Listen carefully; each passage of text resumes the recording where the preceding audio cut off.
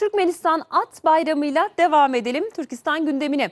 Türkmenistan'da milli gururun simgesi kabul edilen Ahal Teke atları için en önemli günlerden biri kutlandı. Başkent Aşkabat'ta düzenlenen Türkmen Atı Milli Bayramı renkli görüntülere sahne oldu.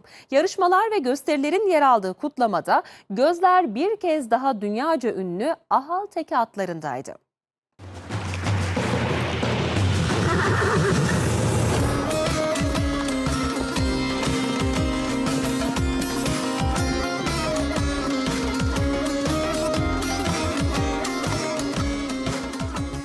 Türkmenistan Uluslararası Binicilik Spor Kompleksinde Türkmen Atı Milli Bayramı büyük coşkuyla kutlandı.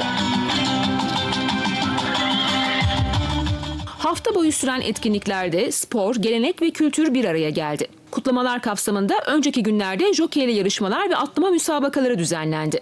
Yarışlarda hem atların disiplini hem de binicilerin uyumu ön plana çıktı. Учебную группу я веду уже 3 года.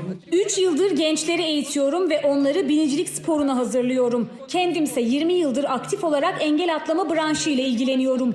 Bugün özel bir gün. Ahal Teke atlarıyla bu hayatı paylaşmak çok güzel. Her yıl düzenlenen bu yarışlara katılıyorum.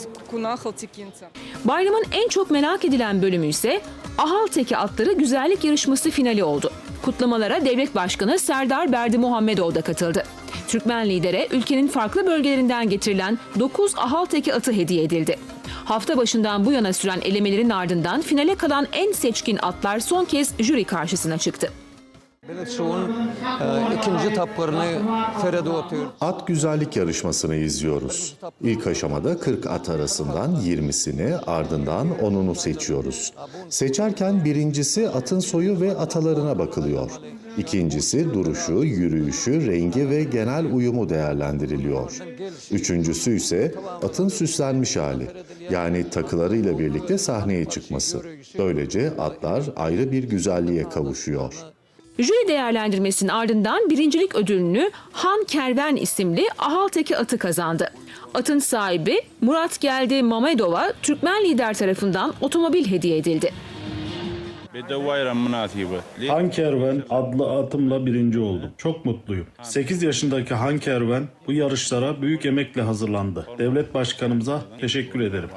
Ahal Teke atı dünyanın en eski ve en özel at soylarından biri olarak kabul ediliyor. Türkmen kültüründe at, sadakatin, dostluğun ve gücün sembolü olarak biliniyor.